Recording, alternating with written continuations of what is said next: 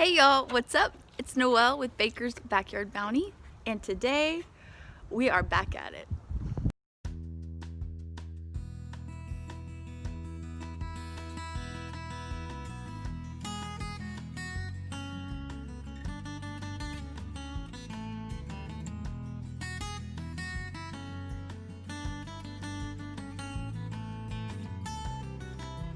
Can you get the egg?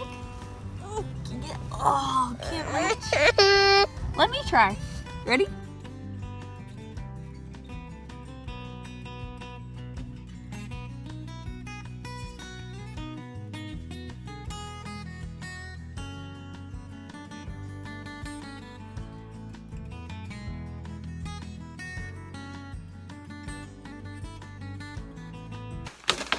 Woohoo!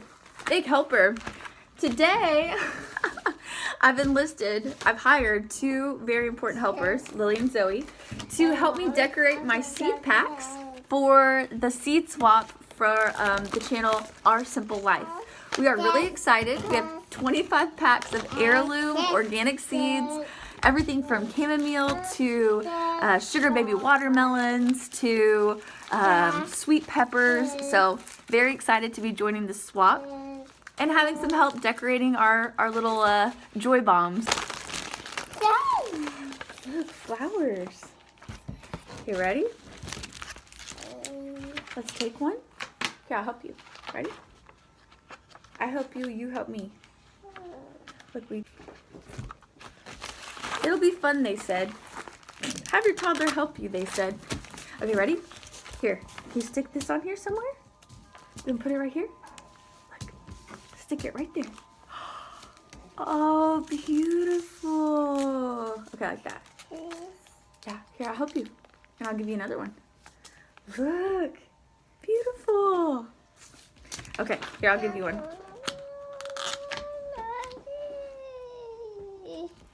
Toddler life. So for the Whispering Willow seed swap, I ended up collaging all my seed packs, but there were only 10 packs required for that one. This one we're working with 25. And so just to keep my sanity, I got some fun like stickers, vintage heirloom looking stickers, some beautiful flowers, and of course just some sunflowers to be bright and cheery. So we're gonna stick these on the packs and hopefully they will travel to some new people who could be our new garden connections. So it's very exciting. Look how cute these are. Zoe's not amused. I'm really happy with how they turned out.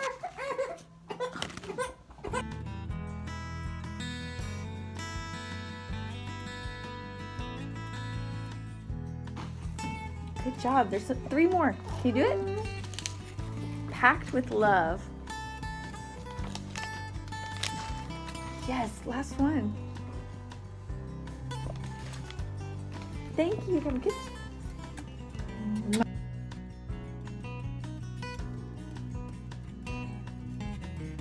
Good morning, girlies. Look at you dirt bathing. Chicks.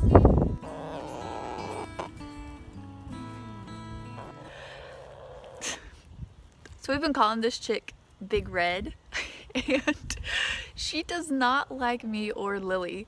We have to give her mealyworms to distract her in the corner of the pen so we can go in and check for eggs because she just ain't feeling it. That's all right. We all have our ways. We all have our feels. Spinach is coming in. Planted 2 rows and they all germinated really, really well. I am stoked about that. Kale has not gotten super large, and it could be the soil. We're still working on it, on amending it. But I'm also wondering, like, I've been waiting for it to get bigger before harvesting.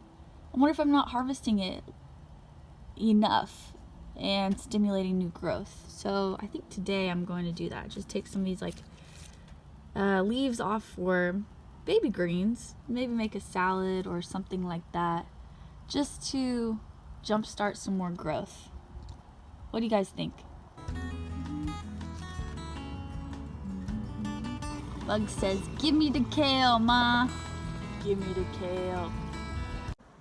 One lesson that I have learned, especially with this side garden, when I planted my seeds, what happened is the seeds closest to the fence line, so here's our fence, right, like germinated super slow, and the ones closest to the house germinated a lot faster. So it was almost like on a slope, my plants, like the closer to the fence, the smaller they were.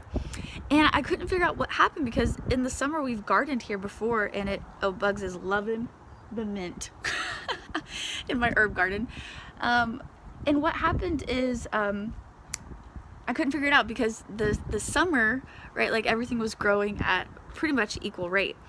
In the winter, the sun is actually lower in the sky, therefore it casts a longer shadow in the winter. And so what's happening is the shadow from our fence has gotten longer with the winter season and the sun being lower. And so it's shading out more of the garden for more of the day than it would in spring or summer. So what that means is for my fall garden, I need to be mindful that there's going to be more shade, and maybe just reconfiguring how I start things from seeds or start with transplants, just get a little more clever with the shadow of the fence. My Swiss chard has not wanted to do anything this season. I just direct sowed it, and you can see I have different colors. This is that silver beet mix from, I think it's from Seed Savers Exchange. Anyways, the Swiss chard has not wanted to do a dang thing until like maybe last week. It decided to just start growing. So I sowed these seeds a long time ago, and they were duds. So I'm just curious about that. I guess we've had a really warm winter, so I guess it's just warm enough for it to really take off, but also it needs cool weather, so maybe it's cold enough. I don't know what's going on, y'all, but hopefully I'll have some good crops of Swiss chard coming in soon. Our garlic is doing amazing. I only planted 8 cloves of elephant garlic. I ordered, I think it was like a 5-pound bag.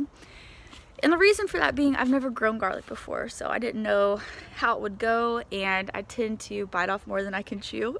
So I'm really working on that, and just giving myself a little bit of an experimental garden this year. And I'm really impressed with like how it's growing. So I might be ordering some more just to stick in the holes of one of my cinder block beds. It won't take up any extra space, but would give us a lot more garlic because we use a ton for cooking.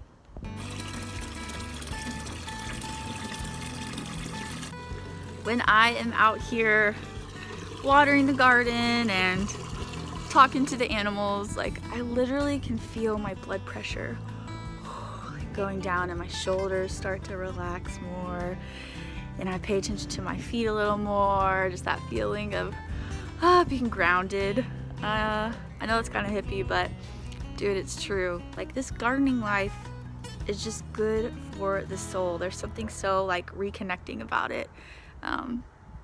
Yeah, that's something I've been thinking about a lot, is like, what do I have to offer? Because obviously I am not like a garden expert in any way, but I hope what I can offer the world right now with this channel is just like encouragement, like encourage you guys to just try and just go for it and use what you have to, I don't know, reconnect with food and reconnect with the earth and nature and sustainability. Like maybe what I can offer is just go for it, right? Like don't be scared. It's okay to mess up. It's okay to quote unquote fail, because that's how we learn the best, and it's so worth it. And yeah, that's my offering is the learning curve.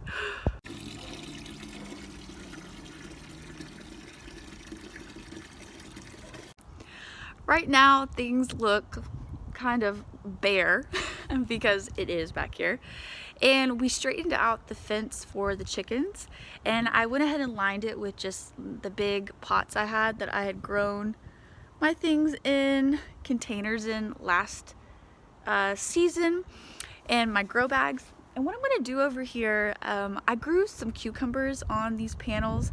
Of course the chickens got a couple of them, but I used it to trellis them. And what I'm going to do this year is actually plant some flowers I'm going to trellis. So doing some morning glory, doing some nasturtium, and I'm really excited to see how this just fills out with foliage and flowers grown from my containers. So I have the vision. It's now just like waiting for it to be the right time to manifest it. So one of the things that I didn't include in my last seed video of what I'm going to be planting for the spring and summer garden for 2021 are all the cut flowers that I ordered. I went on a binge after being inspired by FarmLux. It's a account you can follow on Instagram, and she has beautiful cut flowers. So I ordered dahlias from Eden Brothers that will be coming in the next few months. I can't even remember what month they arrive, but those bulbs. But in addition to that, I went ahead and got a bunch of flower seeds. So these are the ones that I'm going to be starting inside first. I got some China asters, some tall Russell lupins. Those are beautiful. I'm going to try snapdragons. I never have too good of luck with them, but the seeds are teeny tiny, but I'm going to try it because they're just so beautiful. Amish coxcomb, I'm excited to grow this. A straw flower mixture, and all of these are from the Seed Savers Exchange. And then calendula, of course. So I'm excited to try calendula this year and use that in some skin oils. All right, in addition to that, I got cosmos, which these don't need good soil, so hopefully they'll grow really well in some of our beds with the fill dirt that we put in after we took the pool out. This mammoth Russian sunflower, we're gonna grow this along our fence line. Just some regular California gray striped sunflowers. Purple coneflower, excited about that one for the pollinators. Some amaranth, so this one I think gets pretty tall, the Hopi red dye amaranth. I'm trying to see if it says how tall it will get. Oh yeah, 4.5 to 6 foot tall. So that's gonna be really cool. This is what I'm gonna grow along the chicken fence, the cattle panels in my containers, is this heavenly blue morning glory. I don't know how you say this, Gilead globe. It's a new one to me. Black hollyhock, I already have some of these going actually in my cut flower garden with the bulbs that have sprouted, the ranunculus bulbs. Bachelor's button, whirligig mix zinnias. We grew this last season and it was gorgeous. And some queen lime blush zinnias. That's what my flower game is gonna look like this year. Again, you know, it's a lot of variety, but I just want to see, you know, what's going to work and what's not. All about trial and error.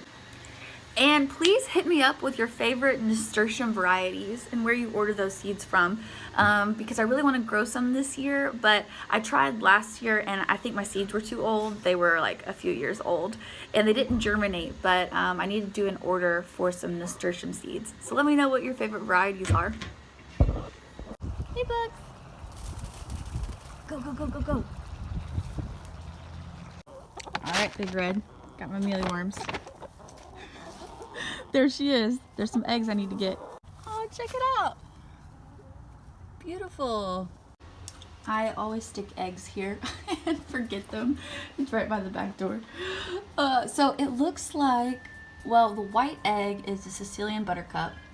One of the brown eggs is the Buff Orpington. They were already laying, but we have one more laying, and it's either our speckled Sussex that we just got from my friend Christy, or the Rhode Island Red, Big Red, is laying. So that's exciting.